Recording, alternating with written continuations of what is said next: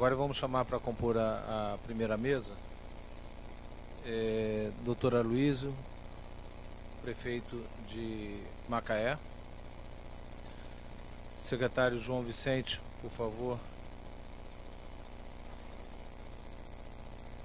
Diretor Dirceu Amorelli. Bruno Carvalho, que é diretor do PPI, se reporta na Presidência da República. Por fim, não menos importante, Sérgio Coelho, consultor de políticas energéticas da Prefeitura Municipal de Macaé.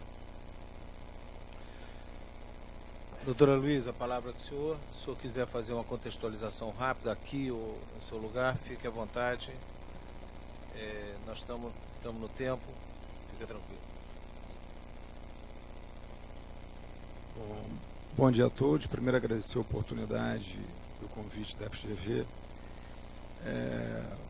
Eu acho que o mais importante nesse evento, tão importante quanto tantas outras coisas, é definir que a gente não está discutindo valores ou como vai ser utilizado os royalties, como serão utilizados os royalties.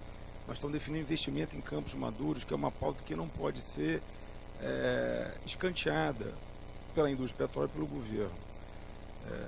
Existem várias questões que podem ser bem exploradas nesse recurso, nesse tema, e a gente não pode ficar literalmente vocacionado ao que se vai fazer, o quanto vai se ganhar. É uma pauta sinérgica, há um ganho efetivo quanto a isso. Congela-se aquilo que se ganha hoje e a partir de novos investimentos isso passa a ter um rendimento de 5% daquilo que não existiria. As curvas que a gente pode observar são curvas dantescas para a indústria do petróleo, que até agora hibernou. Nesses últimos anos, de 12, de 15 para cá, a indústria do petróleo hibernou, como hibernou o Estado do Rio de Janeiro, aliás, só não afundou, mas não se sabe por quê. Então, tratar desse tema com a extrema relevância é algo que a gente não pode se esquivar. Eu vou contar em 5 minutos como isso tudo começou na minha concepção de prefeito de Macaé. Minha formação é médica, eu sou neurocirurgião e vivo na cidade do petróleo desde que nasci junto com Marilena Garcia. Conheço o petróleo desde os seus primórdios no que tange a instalação em Macaé. Posso apresentar só um diapositivo? Próximo. Perdão. E não vou me estender, prometo.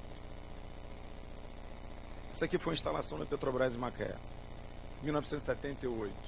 Aquilo que era uma base da rede ferroviária federal virou literalmente um canteiro de obras, consequentemente a indústria de petróleo se instalou em Macaé. É lógico que 40 anos se passaram, esses são os marcos, e é lógico que depois de 40 anos todo mundo amadurece, inclusive a indústria do petróleo. Passou por situação de reveses incontáveis, e esse definitivamente é o grande revés que a indústria passou no Brasil. A gente sai de 15, de 8 para 12 com ápice na produção, para chegar o barril de petróleo a R$ 28,00 em janeiro de 16. Algo assim inusitado para quem ganhava $100 e mais do que isso, para quem tinha um emprego garantido e achava que vivia num cenário literalmente de céu de brigadeiro. A gente está falando, não é de redução de receita só, são 500 mil profissionais que foram demitidos nesse processo. Algo avassalador para qualquer país, definitivamente avassalador, com uma questão muito clara. Essa foto aqui ela é extremamente impactante. A percepção que se tem é que está todo mundo desistindo, está todo mundo abandonando, indo, não se sabe para onde. Ao longo desses anos, esse diapositivo aqui é interessantíssimo, depois de tudo isso, desses 40 anos de produção de petróleo, de amadurecimento, com 20 bilhões de royalties por ano de participação governamental, o que a gente conseguiu gerar de forma efetiva foi uma indústria que não sabe literalmente para onde vai e um marco de 15% de demitidos, desocupados no estado do Rio de Janeiro. A taxa de investimento, a capacidade de investimento da indústria de petróleo, algo assim declinante sucessivamente. Essa curva aqui da Bacia de Campos, a gente vai ver em todas as outras curvas que serão discutidas a partir de agora. A produção decai e se não houver novos investimentos, não há nada que pare essa curva. Aí a importância de se investir nos campos maduros. 100 sondas em 2012, cada sonda é um emprego, 16 sondas em 2017. Ou seja, 84 mil pós-trabalhos encerrados. Nenhuma indústria vive esse cenário, nenhuma indústria sobrevive esse cenário por muito tempo. A bacia de Campos, ela começa a ter sua curva invertida, é lógico, uma bacia madura, e aí Adriano Pires brilha, além de ser um grande economista, começa também a ter diversão no campo da medicina. Quem não cuida morre, perece. E a bacia de Campos literalmente está perecendo, vai morrer. Sim, está perecendo e vai morrer. Se não houver um projeto novo, um plano novo, e com todo respeito, essa ação está distante de ser nova. Ninguém pode ser surpreendido por algo que existe desde 97.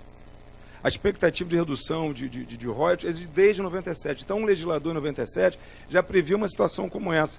Não cabe a gente, em meio a todo esse cenário, se surpreender com aquilo que existe há 20 anos e até agora não foi utilizado.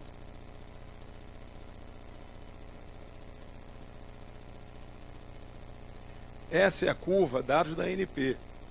É assim que acontece. A bacia de Campos, ela produz em declínio, mais uma vez, terrível.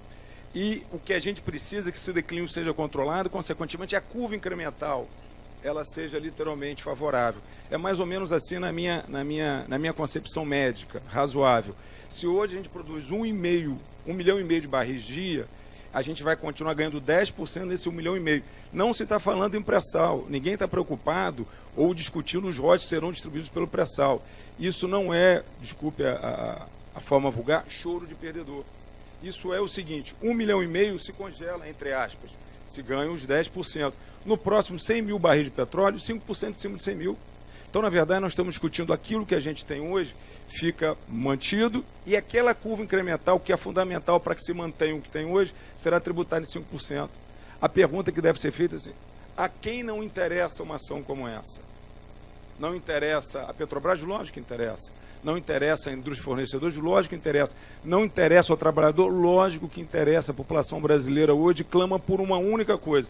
Não é pelo preço do diesel, não é pelo preço da passagem, é pelo preço disso, pelo preço da passagem, mas, acima de tudo, pelo emprego. A população quer ter contra-cheque, olerite, quer poder receber no final do mês e, a partir daí, fazer o que for mais lhe aprover na qualidade de cidadão brasileiro. Está claro, a curva é literalmente isso, você dá emprego, estende a vida útil, você aproveita uma infraestrutura instalada, licenciamento ambiental, campos de operação, tudo pronto para dar certo. Precisa definitivamente de lucidez e coragem nesse momento. Os slides são categóricos, todas elas curvas incremental, não se taxa, não se reduz taxa daquilo que existe hoje, e aí precisa que as regras sejam claras. A indústria, o Brasil não consegue mais sobreviver em segurança jurídica ou aquilo que não está claro, e aí aquilo que não é claro tem um custo exorbitante. É preferível botar literalmente as regras de forma assim, universais para que as pessoas possam avaliar. O que não se pode mudar a regra durante o jogo. E esse dado aqui é interessantíssimo. A média salarial da indústria do petróleo chega a quase R$9 mil. Esse diapositivo aqui da BESPER precisa ser valorizado. A média salarial da indústria vai a quase R$9 mil. Em contrapartida, a indústria automotiva R$ 4.100. Ou seja, o poder de mobilização da economia da indústria do petróleo, ela não pode ser esquecida. Aqui está a Lei 9478, que o Adriano já falou, que todo mundo tem obrigação de conhecer. A resolução da ANP. Essa foi a última grande reunião que eu tive, entre aspas, com o Pedro Parente. E foi muito interessante. As reuniões políticas, às vezes, são sinuosas. As decisões, às vezes, são sinuosas. E foi a única reunião reta que eu tive, durou aproximadamente 5 minutos na Petrobras. Quando a gente falou sobre a possibilidade de reduzir os royalties em Campos Maduros, Pedro Parente, de forma assim clássica. Se a gente conseguir isso, os outros 5% a gente faz investimento imediato na bacia de Campos. Então, foi aí que isso teve uma grande impulsão. Então, é fundamental que os royalties que não serão pagos à participação especial sejam imediatamente investidos na bacia de Campos, para que o fator de recuperação seja, de fato, algo viável, real, possível. Todos os campos hoje são maduros, depois de 40 anos, a imensa maioria dos campos são maduros, então nós estamos discutindo tudo aquilo que há hoje na indústria do petróleo, com exceção do pré-sal que ainda está por ser explorado. Então, tudo que há hoje no Brasil, no que tange a indústria do petróleo, é campo maduro e com raras exceções. Campos Maduro já possui infraestrutura instalada, reduzindo o custo adicional necessário para que sejam acessados volume remanescente de óleo e gás. Não tem nada mais sinérgico, mais pronto do que os Campos Maduros para que sejam explorados. Exemplos existem no mundo inteiro. Mais uma vez, isso não é uma jabuticaba. Não foi inventado em meio à crise. Isso existe no mundo inteiro. Existe nos Estados Unidos, existe no Reino Unido, existe na Noruega, existe aqui na Colômbia, existe no Equador, só não existe ainda no Brasil. E aí uma máxima muito interessante, dizem que o Brasil não perde uma oportunidade de perder uma grande oportunidade. A oportunidade está posta. É preciso saber se a gente vai ter coragem ou não para poder fazer esse enfrentamento. Em meio a isso tudo, algumas reuniões na Petrobras foram postas de forma... o momento não é de discussão política, apesar de ser algo assim confuso e paradoxal. O momento de tomar as decisões que sejam decisões racionais, que vai tirar o Brasil daquilo que hoje é terrível, que é o desemprego. E isso não é retórica. A gente tem enfrentado algumas injunções de alguns outros setores no que se refere ao campo político, mas isso não é o mais importante. O mais importante hoje é a população brasileira que precisa e clama por voltar a trabalhar. 12% do PIB nacional, 30% do PIB do Estado do Rio de Janeiro.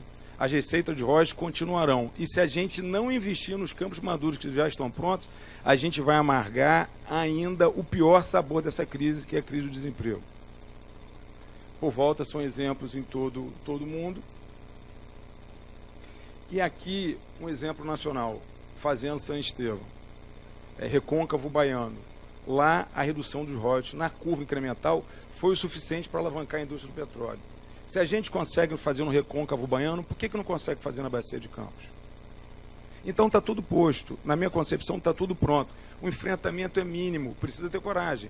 E a coragem não é uma coragem retórica, é uma coragem de quem sabe aquilo que está falando. Não sou eu, é a ANP, é a Petrobras, é a indústria, fornecedores. Agora, retroceder nesse momento vai ser um passo trágico na história da indústria do petróleo e, mais ainda, na história do Estado do Rio de Janeiro, na história do Brasil, que, com todo respeito, está buscando alguém que possa falar alguma coisa que seja viável. Por hora, eu acho que isso é o suficiente para que a gente possa deflagrar a discussão. Muito obrigado.